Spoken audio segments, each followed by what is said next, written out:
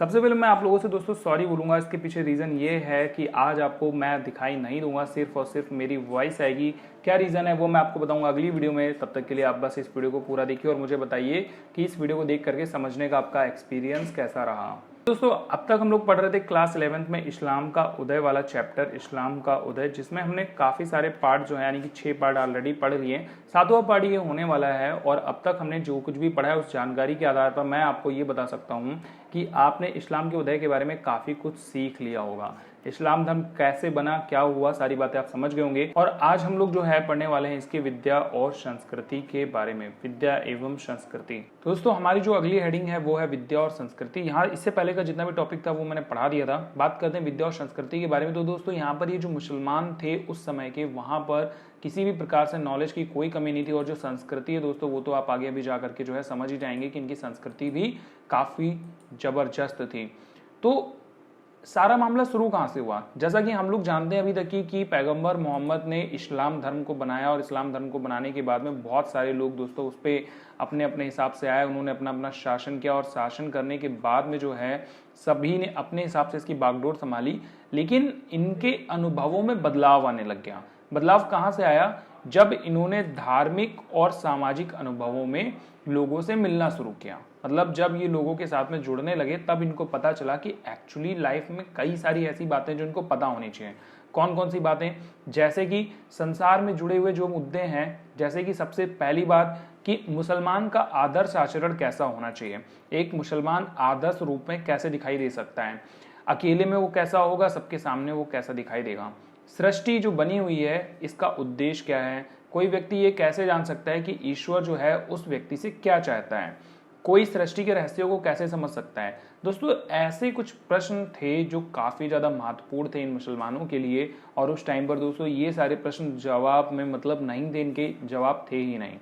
Finally बहुत सारे लोगों ने बहुत पढ़ाई वढ़ाई करी होगी और पढ़ने के बाद में कुछ ऐसे विद्वान मुसलमान जो इन सारे प्रश्नों का उत्तर देने लायक बने, इन्होंने अपनी बौद्धिक जिज्ञासा के लिए, इन सारे प्रश्नों का उत्तर ढूंढने के लिए दोस्तों खूब सारा ज्ञान प्राप्त किया। और दोस्तों ये जो ज्ञान था ये इनको मिला कुरान से। कुरान से जो इनको ज्ञान मिलता था वो इनका मानना ये था कि ईश्वर की इच्छा क्या है ये जानने का मात्र एकमात्र तरीका है। मतलब आप ये जानना चाहते हो कि एक्चुअली में जो गॉड है, जो ईश्वर है, जो अल्लाह है, वो क्या चाहता है, तो कुरान पढ़ना पड़ेगा और इसी तरीके से आपका मार्गदर्शन हो सकता है। ये लोग करते क्या थे दोस्तों? ये जितने भी धार्मिक विद्वान थे इनको उल्मा कहा जाता था। उल्मा, धार्मिक विद्वानों को उल्मा कहा जाता था। याद रखेंगे, ऐसे धार्मिक विद्वान जो मुसलमान थे उल्मा कहलाते थे उस टाइम पे। ये ऑटो करेक्ट हो जाता है, आप थोड़ा सा उसको ध्यान रखेंगे जो मैं लिख रहा हूँ वो चीज़ें।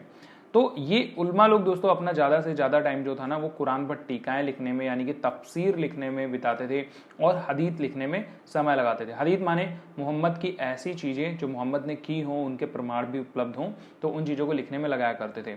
अच्छा, यहाँ पर कुछ ऐसे भी उल्मा थे जो दोस्तों कानून वगैरह लिखने का काम करते थे।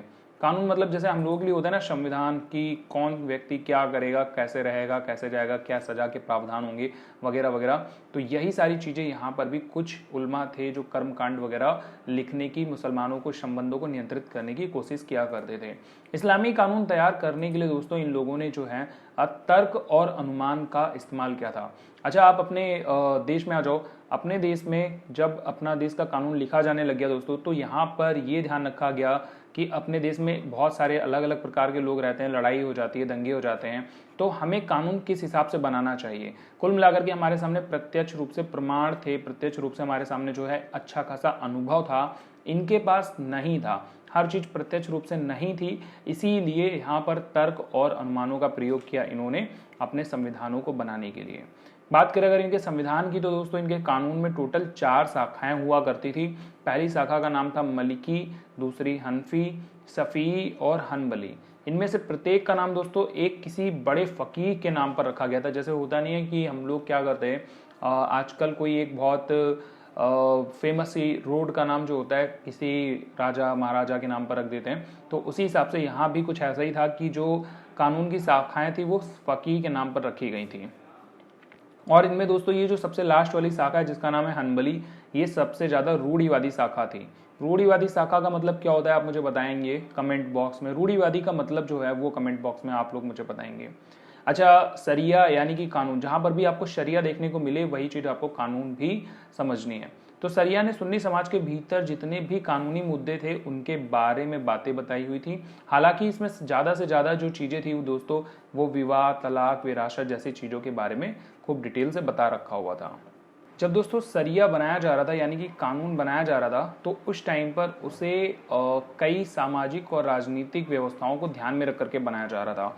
जैसे कि समाज में किस तरीके के कायदे कानून चल रहे हैं, लोग क्या मानते हैं क्या नहीं मानते हैं। लेकिन फिर भी देहातों के बहुत बड़े भागों में दोस्तों ये जो कानून थे इन्होंने अपनी ताकत बरकरार रखी थी और जमीन में बेटियों के उत्तराधिकार जैसे मामले जो थे वो सरिया में नहीं लिखे जाते थे, या फिर कई बार ऐसा होता था कि सरिया के पालन करने से बचते रहते थे।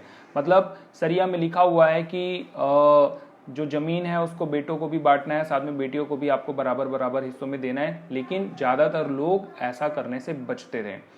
अधिकतर शासनों में शासक और उसके अधिकारी जो थे वो दोस्तों सुरक्षा के मामले में नियमित रूप से निपटाते थे और केवल कुछ ही ऐसे चुने मतलब एक दो कोई छोटे मोटे मामले होंगे जो राजा के पास में या शासन के पास में या बोल सकते हैं ना न्यायाधीश के पास में। अब उस टाइम पर तो न्यायाधीश थे नहीं, वो तो केवल एक राजा, शासक या फिर खलीफा वगैरह ही रहे होंगे जो उस राज्य के सबसे बड़े होंगे, तो उन्हीं के पास में भेजे जाते थे जिनको काजी कहा जाता था।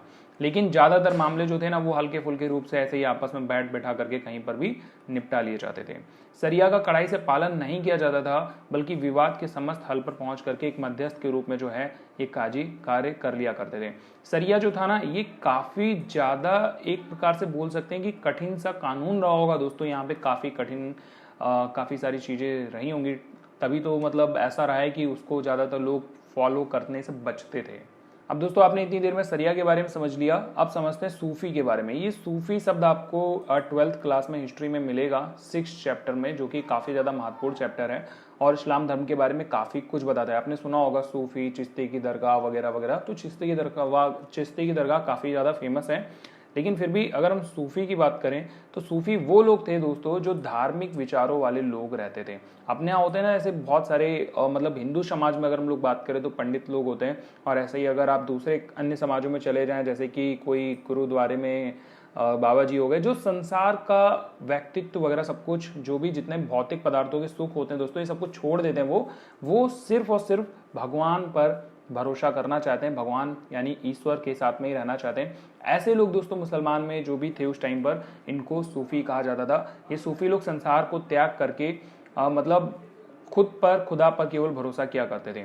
अगर ऐसी दोस्तों हम लोग बात करें 8वीं और 9वीं शताब्दी की, तो यहाँ पर दोस्तों तपश्चर्या और वैराग्य एक ऐसा शब्द था जिसके द्वारा दोस्तों सभी चीजों को ईश्वर यानी सर्वेश्वरवाद और प्यार के जो विचार थे ये सबसे ज्यादा ऊंचे उठा दिए गए थे। मतलब आप ये समझ सकते हो कि 8वीं और 9वीं शताब्दी में दोस्तों ईश्वर को अगर आपको पाना है तो आपको रहस्यवाद यानी कि सर्वेश्वरवाद और प्यार के बल पर ही ईश्वर को पा सकते हो। सर्वेश्वरवाद ईश्वर और उसकी सृष्टि के एक होने का विचार है, जिसका अभिप्राय ये होता है कि मनुष्य की आत्मा को उसके निर्माता यानी कि परमात्मा के साथ में मिल जाना चाहिए। मतलब ऐसे लोग दोस्तों यहाँ पर सर्वेश्वरवाद का पालन करते थे। उनका मानना था कि ऐसे सारे कार्य करो ताकि जो आपकी आत्मा है वो परमात्मा के साथ में जा करके जुड़ जाए। इससे क्या होगा, यही जिंदगी का अंतिम मकसद होना चाहिए किसी भी व्यक्ति का। जैसे आज भी आपने देखा होगा बहुत सारे लोग मोक्ष चाहते हैं। मोक्ष नाम से आपने बहुत कुछ सुन रखा होगा। मोक्ष का मतलब होता है जीवन मृत्यु के चक्कर से निपट जाना, दोबारा से वापस कभी धरती पर जन्म ना लेना, एक बार जाना और कभी भी वापस नहीं आना। तो इस प्रकार से मोक्ष जो था तभी भी चाहते थे लोग, तो वो सब लोग परमात्मा के साथ में मिलन करना चाहते थे। ईश्वर से मिलन ईश्वर के साथ तीव्र प्रेम के जरिए ही प्राप्त किया जा सकता था, ऐसा उस समय के लोग मानते थे। तीव्र प्रेम का मतलब आप समझ रहे होंगे, मतलब अगर आपका ईश्वर में बहुत तगड़ा वाला प्रेम नहीं है, आप रात दिन सिर्फ उन्हीं के बारे में नहीं सोचते हैं, तो मे बी आपको जो है ये चीजें ना मिले। तो मतलब कुल मिलाकर के आपको ईश्वर से बहुत ज्यादा प्रेम करना पड़ेगा। और ये प्रेम दोस्तों आप नकली वाला प्रेम नहीं कर सकते। नकली का मतलब प्रेम करने के लिए कोई आपसे बोल रहा है तब आप प्रेम करने गए हो, आपके अंदर से खुद से प्रेम निकल करके आना चाहिए। ये सारी बातें पहली बार कहाँ आई, एक महिला संत थी दोस्तों जिनका नाम था राबिया। इनकी मृत्यु हो गई थी 891 में। इन्होंने अपनी शायरी में बताया था कि ईश्वर से तगड़ा वाला प्रेम मतलब इश्क वाला जो प्रेम है, इश्क जो काफी हद पार करके किया जाता है, जब आप वो करेंगे तब आपका आत्मा से परमात्मा का मिलन होगा। ऐसे एक और व्यक्ति थे जिनका नाम था बयाजिद बिस्तामी। सन 875 में इनकी मृत्यु हुई थी। ये एक सूफी थे। ये ऐसे व्यक्ति थे जिन्होंने अपने आप को खुदा में लीन करने का उपदेश दिया था। ये बोलते थे कि मतलब अगर जिंदगी में कुछ करना है तो सबसे पहले अपने आप को खुदा में लीन करो। और दोस्तों यहीं पर ये जितने भी सूफी लोग हुआ करते थे, ये ईश्वर में अपना प्रेम, आनंद या फिर भावावेश को उत्पन्न करने के लिए दोस्तों संगीत वगैरह गाया करते थे। आपने सुना होगा इनके बहुत सारे मस्त से गाने होते हैं, बहुत बढ़िया से गाने होते हैं इस्लाम धर्म में। मुझे इस्लाम धर्म के सबसे ज़्यादा अच्छे गाने लगते हैं, काफ़ी अच्छे होते हैं इनके, नात वगैरह होती हैं।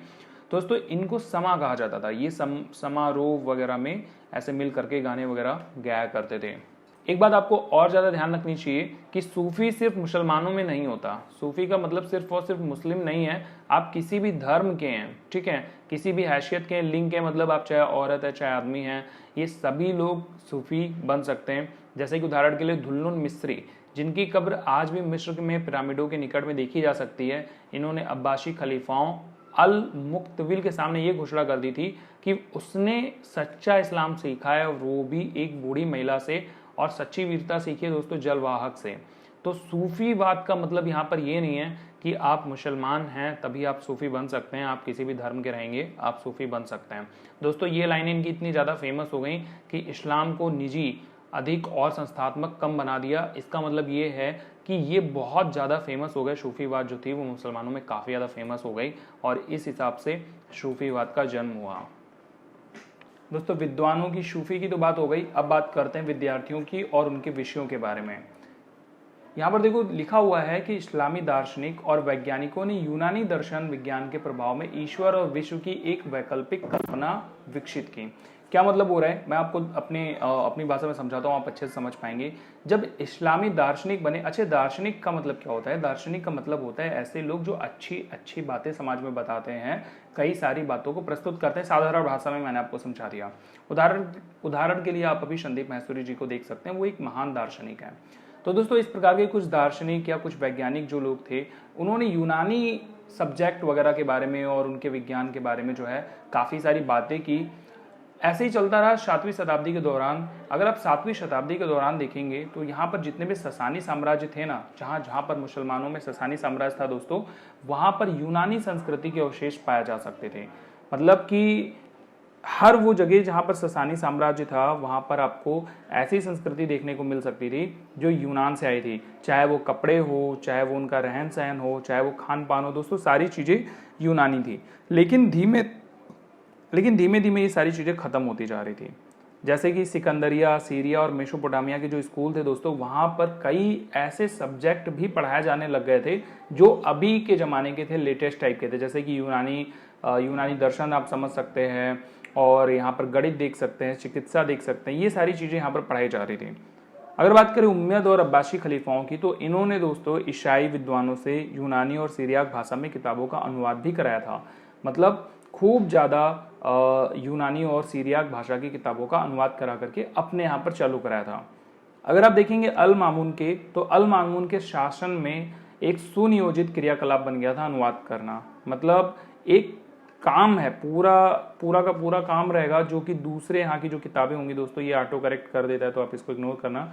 दूसरे यहाँ की किताबें जो दूसरी भाषा में लिखी जाती हैं, उनको अपनी अपनी लैंग्वेज में कन्वर्ट कराना ये साम्राज्य का एक प्रमुख काम माना जाता था। और शायद आपको पता ना हो कि इनके यहाँ पर ये जो किताबें दोस्तों, इनमें से ये कहा जाता था कि किस राजा ने कितनी और कौन कौन सी किताबें जो हैं वो छपवाई हैं, उसका उतना ही बड़ा नाम होता था।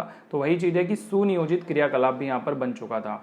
बात करें अगर इनके कामों की, तो उन्होंने बगदाद में पुस्तकालय व विज्ञान संस्थान भी बनवाए हुए थे, जहाँ पर विद्वान काम करते थे और उन लोगों को पैसे वगैरह भी दिए जाते थे। अरस्तु की कुछ किताबें थी या कुछ कृतियाँ थी, यूक्लिड की एलिमेंट्स और टॉलेमी की पुस्तक जिसका नाम था एल्मागेस्ट, इन सबको भी अरबी पढ़ने वाले लोगों ने खूब लोगों को सजेस्ट किया, ध्यान दिलाया कि भाई ये भी कुछ किताबें हैं, काफ़ी अच्छी हैं, आपको पढ़ना चाहिए।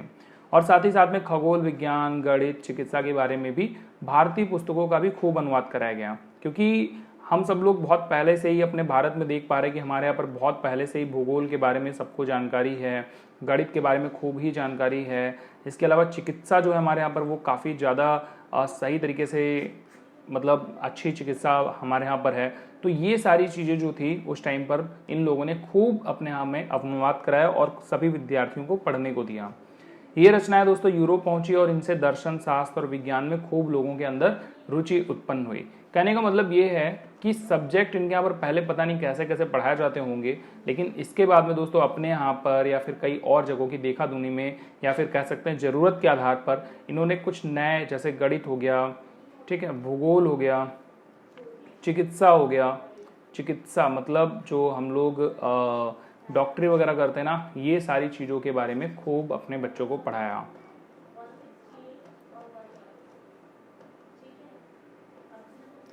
अब जैसे जैसे यहाँ पर नए विषय पढ़ाए जाने लग गए दोस्तों, आलोचनात्मक जिज्ञासाएं बढ़ने लग गईं और इस्लामी बौद्धिक जीवन पर बहुत गहरा प्रभाव पड़ा था। मतलब धर्म वैज्ञानिक जो थे ना, जो धर्म को सबसे ज़्यादा बढ़ावा देते थे, धर्म की बातों को बहुत ज़्यादा आगे बढ़ा चढ़ा के बताते थे, उनके लिए काफ़ी ज़्यादा जो है यहाँ पर तर्क वितर्क का काम शुरू हो गया। दार्शनिकों ने कई सारे प्रश्न उठाए, उनके नए नए उत्तर भी दिए। उदाहरण के लिए इब्न सीना का व्यवसाय, जो एक चिकित्सक और दार्शनिक था, उसे ये विश्वास कभी भी नहीं हुआ कि अगर व्यक्ति कभी मर गया तो वो दोबारा से जिंदा हो सकता है। मतलब वो एक दार्शनिक भी था और चिकित्सक भी था, लेकिन पहले के लोग अगर सिर्फ और सिर्फ दार्शनिक है तो वो ऐसी बातों पर हो सकता है विश्वास करते हों। तो इस तरीके से धर्म वैज्ञानिकों ने कई बार इसका जोरदार विरोध किया कि ये जो नए सब्जेक्ट आ रहे हैं, ये सारी ऐसी ऐसी बातें बता रहे हैं, ये सारी चीज़ें नहीं होनी चाहिए। लेकिन फिर भी चिकित्सा संबंधी जो लेख थे दोस्तों, ये काफ़ी ज़्यादा पढ़े जाने लग गए, क्योंकि शरीर अगर गर्म होता है तो इसका मतलब ये नहीं है कि शरीर के अंदर गर्मी बढ़ रही है। शरीर के अंदर जब ठंडक बढ़ती है तभी तो शरीर हमारा गर्म होता है ना, तभी तो बुखार आता है। तो इसका मतलब ये है कि शरीर के अंदर बुखार आ रहा है, मतलब शरीर अंदर से ठंडापन फील कर रहा है। तो ये वाली बात जो है सच है, ना कि बॉडी पूरी की पूरी अंदर से गर्म पड़ती जा रही है। इसीलिए ऊपर हमारा जो टेम्परेचर मेंटेनर है वो हमारे टेम्परेचर को मेंटेन करने के लिए शरीर को गर्म कर रहा है। तो इस टाइप से समाज में कई सारी पहले कुरीतियाँ तो नहीं कहेंगे इसको, बेसिकली कुछ गलत बातें, कुछ भ्रमित बातें फैली हुई थी, उनको ख़त्म किया जाने लग गया। लोग खूब ज़्यादा जो है व्यापक लेख पढ़ने लग गए थे और जिससे काफ़ी ज़्यादा नई चीज़ें समझ में आने लग गई थी। अच्छा, ये जो चिकित्सा संबंधी लोग थे, इनमें सबसे ज़्यादा प्रभावशाली पुस्तक थी चिकित्सा के सिद्धांत, जिसका नाम था अल कानून फिल तिब। ये दोस्तों 10 लाख पांडुलिपि वाली किताब थी। उस समय के औसत शास्त्रियों द्वारा बेची जाने वाली 760 औषधियों का उल्लेख इसमें किया गया है। ऐसी किताबें भी यहाँ पर उपलब्ध थी, यानी कि 760 प्रकार की जो बीमारियां हैं उनका इलाज इसमें दे रखा था। अच्छा, ये लोग अस्पतालों को बीमारिस्तान कहते थे, इस बात को नोटिस करना। तो इस पुस्तक में बताया क्या गया था, इस पुस्तक में दोस्तों इनके द्वारा जो ये चिकित्सक थे, इनके द्वारा जो है प्रयोग, इनके द्वारा अनुभव, इनके जो अनुभव थे, इन सब की जानकारी दी गई थी। और इस पुस्तक में आहार विज्ञान या फिर कई और चीज़ों के बारे में भी महत्व पर प्रकाश डाला गया था। आहार विज्ञान मतलब क्या होता है, खाने का मतलब। अभी हम लोग जानते हैं कि अगर हम अभी पहले कोई ठंडा खाना खाते हैं तो उसके जस्ट बाद में हम गर्म खाना खाएं कि ना खाएं, ठीक है, या कोई गर्म खाना खा लेते हैं तो ठंडा खाना खाएं कि ना खाएं। तो ठंडा खाना गर्म खाने की बात नहीं है दोस्तों, यहाँ पर बात है सभी टाइप के खाने की। जैसे कई बार हम लोग बोलते हैं ना कि ये खाने के बाद वो मत खाया करो। कई सारे लोगों ने कहा होगा, आपने सुना होगा कि दूध और मछली जैसी चीज़ें जो हैं एक साथ नहीं खानी चाहिए। इसके पीछे कुछ तो लॉजिक होगा ना। क्या लॉजिक है, ये ऑटो करेक्ट से मैं बहुत परेशान हूँ, चीज़ें हटा देता है। मैं इसको ठीक करूँगा अगली बारी, जब अगली वीडियो शूट होगी तो वहाँ पर आपको ये प्रॉब्लम नहीं मिलेगी। पहली बात तो दोबारा कभी ऐसी वीडियो ही बनाने की नौबत नहीं आएगी। मैं सारी वीडियोस बोर्ड पर ही बनाऊंगा। आज कुछ रीजंस थे जिसके कारण ये वीडियो नहीं ऐसे मुझे शूट करनी पड़ रही, तो आप इसे इग्नोर करना। तो ये सारी चीज़ें जो हैं दोस्तों यहाँ पर किताबों में छापी गई थी। इसके अलावा जलवायु, पर्यावरण, इन सारी चीज़ों पर भी खूब बातें की गई थी कि ये सारी चीज़ें स्वास्थ्य पर क्या असर डालती हैं, और कुछ संक्रामक रोगों के बारे में भी खूब जानकारी दी गई थी। इस पुस्तक का उपयोग यूरोप के एक पाठ्य पुस्तक के रूप में किया जाता था, जहां लेखक को एविसेन्ना के नाम से जाना जाता था। एविसेन्ना के बारे में आप चैप्टर नंबर 7 में थोड़ा सा पढ़ेंगे।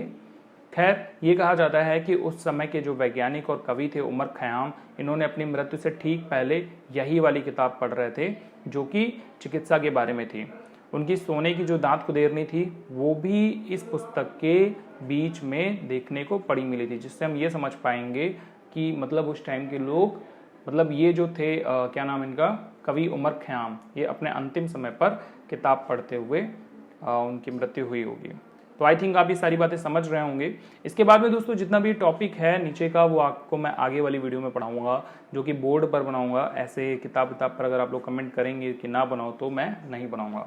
अगर आपने वीडियो पूरा देखा है तो #FOG करके मुझे कमेंट करके बताना ना भूले, क्योंकि मेरे लिए बहुत ज़्यादा ज़रूरी है मुझे पता चले कि आपने वीडियो पूरा देखा है या अभी नहीं। और ये वीडियो कैसा रहा, बोर्ड वाला मेरा वीडियो कैसा है, दोनों वीडियो के बारे में आप जरूर बताएंगे। इसके बाद में जो दोस्तों जितना भी टॉपिक है वो मैं पढ़ाऊंगा आपको अगली वीडियो में। मैं मिलता हूँ आपसे अगली वीडियो में, तब तक के लिए गुड बाय, टेक केयर, अपना ख्याल रखो, हंसते रहो, देखते रहो फॉलो ऑन गाइड।